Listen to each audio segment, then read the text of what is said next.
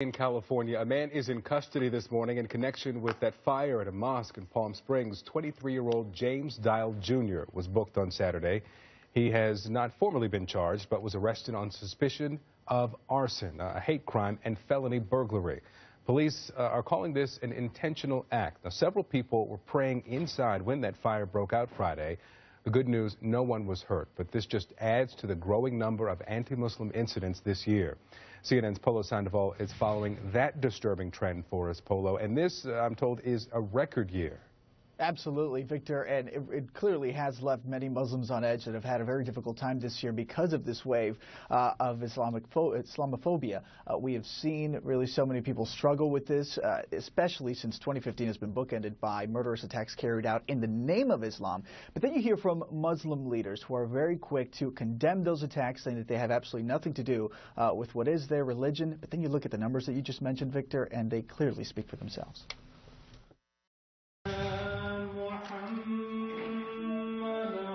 2015 will likely see the most anti-Muslim incidents in the U.S. since the 9/11 terrorist attacks, according to some experts. The cases are tracked by the Council on American Islamic Relations, or CAIR.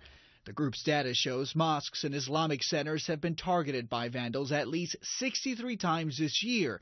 That number doesn't compare to what some Muslims truly face, according to CAIR's New York chapter president. Not even close.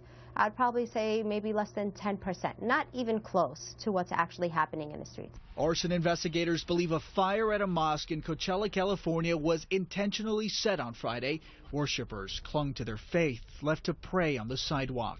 Have you seen the brothers over there had praying on the outside? That's one of our obligations that we do. We pray. We do our prayers. They had to do over here on the dirt, not on the rug, but that's what we do. 23-year-old Carl James Dial was arrested and charged with committing that hate crime.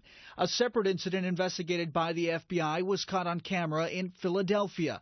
That's a severed pig's head being thrown out of a truck at a mosque. This, too, being investigated as a hate crime.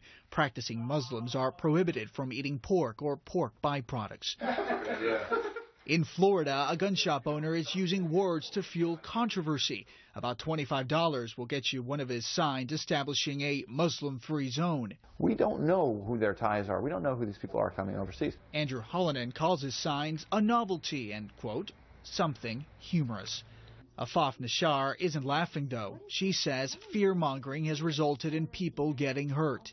A Bengali Muslim store owner was attacked violently. He got to the hospital, and we were talking about coming together as a nation. What stopped that attack was actually a customer coming in and acted as a good Samaritan. So were it not for that Samaritan, perhaps things would have been much different. Nashar, a mother and an American citizen, can only hope that kind of compassion and unity spreads across the country.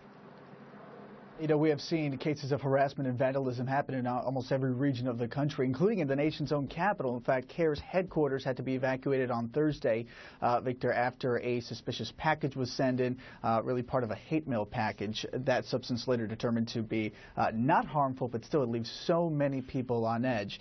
Muslims are trying to fight back against this Islamophobia. All right. Polo Sandoval for us this morning. Thank you so much.